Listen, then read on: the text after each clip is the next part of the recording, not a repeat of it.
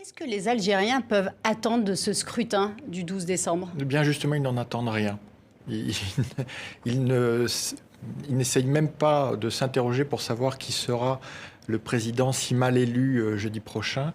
Ils clament dans la rue de la manière la plus forte, la plus ferme, leur refus d'une élection qui va, ils le disent, à l'encontre de leur devoir national.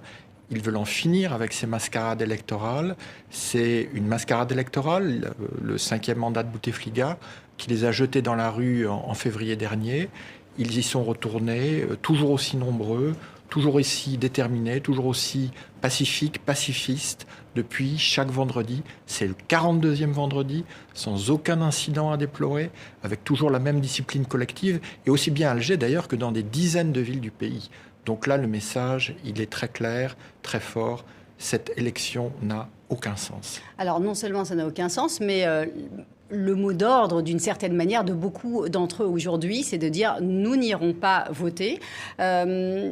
C'est un scrutin qui ne sert qu'à recycler des anciens du régime. Le ministre de l'Intérieur algérien, lui, a qualifié les opposants à la présidentielle de traîtres, de mercenaires et d'homosexuels. On sent les vieux réflexes revenir au galop. On sent quand même que les autorités n'ont absolument pas pris la mesure de ce qui se passait dans la rue. C'est un problème, ce décalage. C'est le problème depuis le début de la crise. Il faut voir que c'est à chaque fois le régime, ce qu'on appelle pudiquement en Algérie les décideurs, c'est-à-dire les quelques généraux qui tiennent le pays en main. Dans l'ombre, toujours. Dans l'ombre avant, justement, avec le Hirak, avec cette contestation, ils ont été obligés de tomber le masque.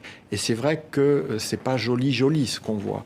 Et encore aujourd'hui, le chef d'état-major, Ahmed Gaïd Salah, s'est exprimé. C'est la première fois qu'il s'exprime un vendredi, parce que généralement, il voulait que sa parole ne coïncide pas avec les slogans des manifestants. Il a annoncé pour jeudi prochain une fête électorale. Il a même décidé par avance que la participation serait massive. La réponse des Algériens est très simple. On ne peut pas gérer un pays comme une caserne.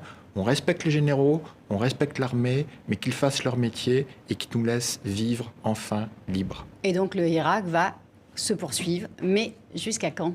La seule certitude, c'est qu'on ne sait pas combien d'Algériens, à mon avis, pas énormément, voteront jeudi prochain, mais vendredi, ils manifesteront de nouveau. Et leur détermination est entière, parce que jusqu'à aujourd'hui, Gaïd Salah, qui n'est officiellement que vice-ministre, mais qui est le vrai maître du pays, n'a accepté aucune forme de dialogue sincère. Il faut espérer que l'électrochoc de ces élections en trompe-l'œil va enfin l'amener à accepter ce dialogue, ces négociations, ces pourparlers vers une transition démocratique enfin authentique. Qu'est-ce que vous découvrez? Qu'est-ce qui vous étonne le plus dans ce mouvement qui est absolument inédit, historique, et on n'a pas de mots pour qualifier ce mouvement tant il est extraordinaire en fait? Effectivement, c'est ce pacifisme, cette fierté, cette joie.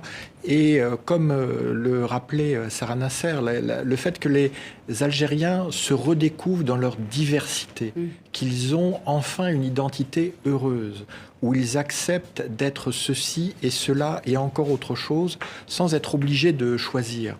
Et puis, pour un historien, c'est absolument fascinant. Cette jeunesse que l'on dit dépolitisée, que l'on dit être branchée sur ses écrans, elle dévore les livres d'histoire, elle veut comprendre son histoire. On voit ça aussi au Liban, où on veut se réapproprier la mémoire après tant d'amnésie, d'amnestie au profit des seigneurs de la guerre. On a eu l'amnésie-amnistie en Algérie au sortir de la décennie noire. Mais on se rend compte que cette amnésie-amnestie n'a pas complètement couvert cette mémoire traumatique. Elle est très présente. Les jeunes y font référence en disant on ne veut pas retourner dans cette décennie noire, par exemple, en référence aux années 90. Oui, évidemment, c'est une motivation formidable pour la non-violence, mais c'est aussi une volonté de connaître enfin la vérité, parce que seule la vérité peut déboucher sur la justice.